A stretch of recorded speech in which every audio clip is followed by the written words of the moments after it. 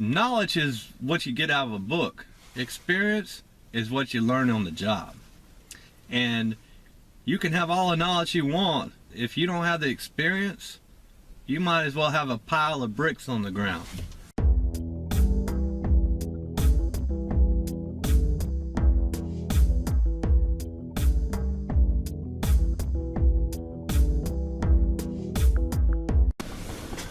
What's up, everybody? Well, let's see what's going on today. You know, kind of the usual kind of stuff, but anyway, I was sitting in breakfast this morning, or sitting at breakfast, and I was looking across the restaurant and seen this elderly couple sitting there, and I thought, man, that's the greatest generation that ever lived. They were probably in their 80s, I guess, and they was enjoying breakfast together. Probably been married 50, 60 years, who knows. But anyway, and it got me thinking, you know, that generation there had seen so much stuff. I mean, those people that grew up, or that were born in the 20s, the 30s, and the 40s, you know, just think of how much stuff they have actually seen. I know my dad was born in 36, and he told stories about how, you know, they were dirt floor poor. I mean, when I say dirt floor, I mean dirt floor. They were so poor that if DFAX was around back then, they would have been taken away from their parents. But, you know, the cool part is about that generation, they weren't unhappy. They went through a lot of stuff, and if you ask them something about what happened back then, they wouldn't tell you none of the bad stuff. They would tell you all about the good stuff, you know, because the bad stuff, that was just something that happened, and you accepted it, and you just did what you had to do to get through it. And then when you got done, there was always something positive to be gained from it. So, you know, that's why I say that generation right there was the greatest generation to ever live. You know, and a lot of it had to do with them not having one of these. They didn't have the internet. When they got up to go to work every day, they had experience. There was not, you know, they had to go fix something. And they didn't have Google to go look something up. They didn't have, you know, the internet to search. And so the knowledge base for them was slim to none. They just had to fix it by the experience they had.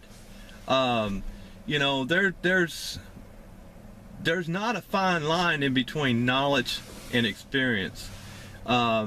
You can get a ton of knowledge with one of these, but the one thing this thing won't give you is the experience. You know, in our business, we have a lot of stuff out there.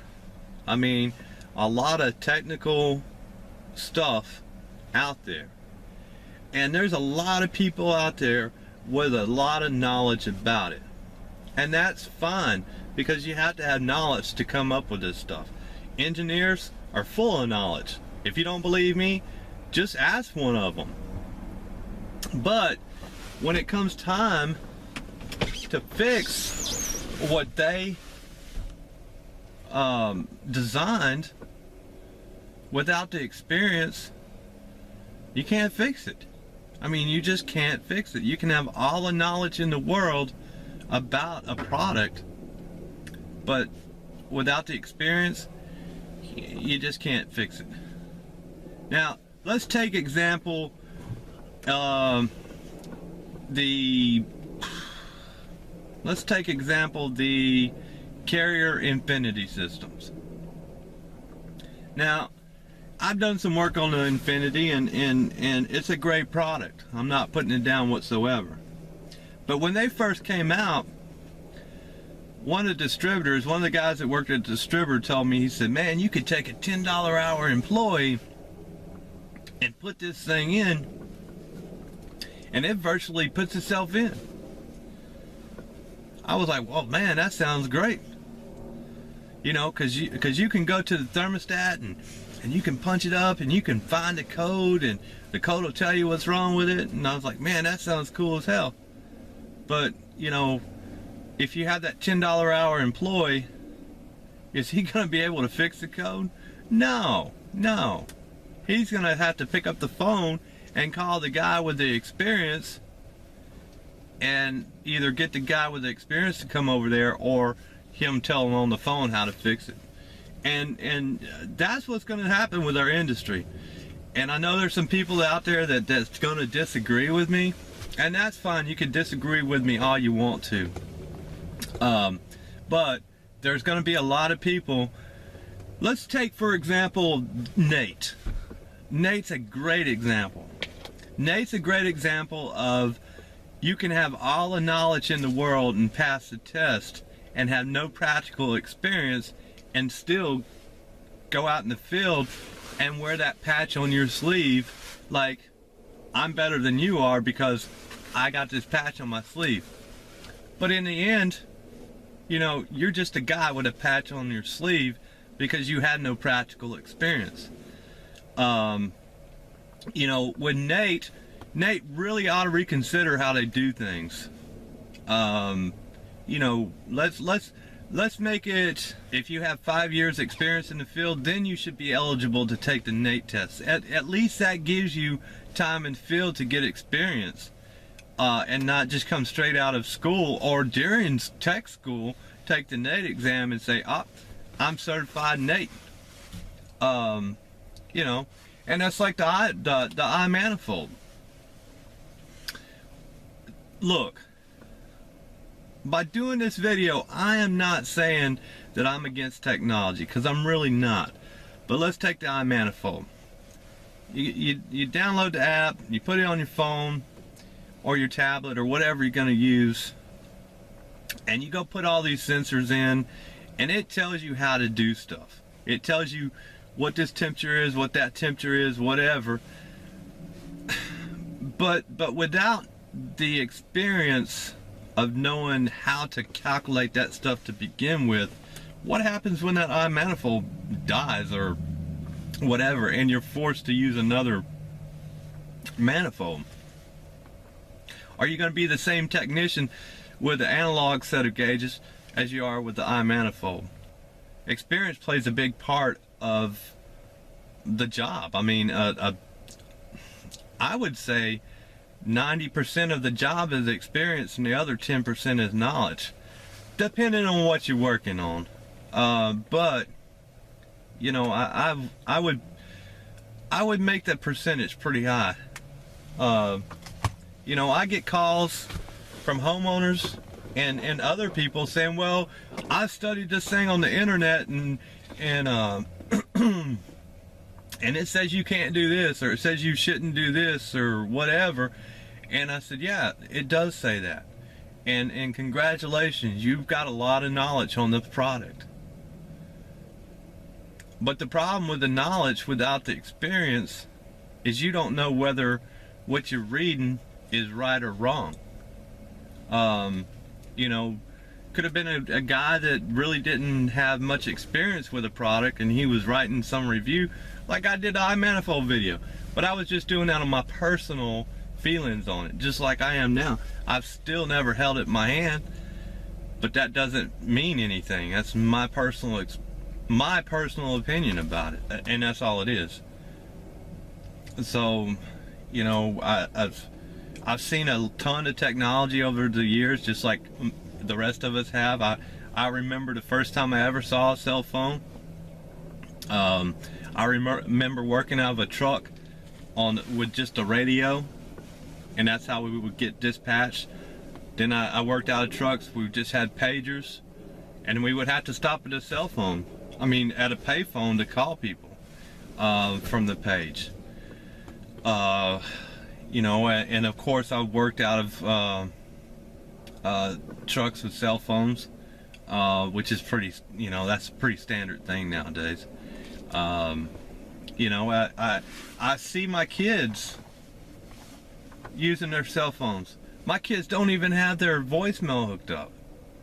All they do is text. You know, I can look at the bill and see that they've only talked on the phone for, you know, 5 or 10 minutes, and those 5 or 10 minutes are to me, because I just don't want to text to them. The only time I really want to text is to a customer saying, you know, hey, send me your address, or maybe they're in a meeting and I just have to text them something right quick. So, you know, technology does have its place, and I'm not anti-technology, but I do think that some of us push it a little too far. You know, how many times have you watched on the news when a new product has come out and people stood in line for 2 days? You know, to me, those guys are nothing more. It kind of reminds me of The Walking Dead. They're little technology zombies. And instead of eating flesh, they're just, you know, dying to have an iPhone.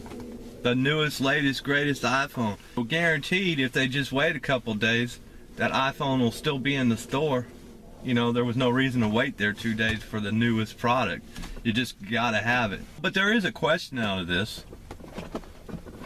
You know, we talk about, you know, we're coming up on communicating systems, or they you know, not just coming out, but they've been out for a long time. Maybe somebody can help me understand the importance of having a communicating system. I mean, besides the thermostat being able to recognize all the components of the complete system and setting all the dip switches and stuff like that by itself without having to actually physically go down and set each dip switch, you know, what is the actual purpose of having a communicating system? I mean, to me, it's just kind of I don't know, kind of overrated, I guess you would say. But before you answer, I do realize that it gives you the fault codes, and it kind of does that you know, it does that kind of stuff. And I understand that some of them will email you and you know, that kind of stuff when there's a problem. But I don't know, I guess that just goes back to the experience part. If you have the experience, then do you really need a system that is communicating?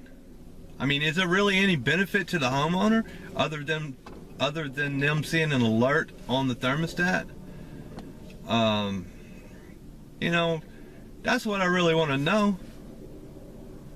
So if you can answer that question for me, that would be great. Otherwise, thank you and have a great day.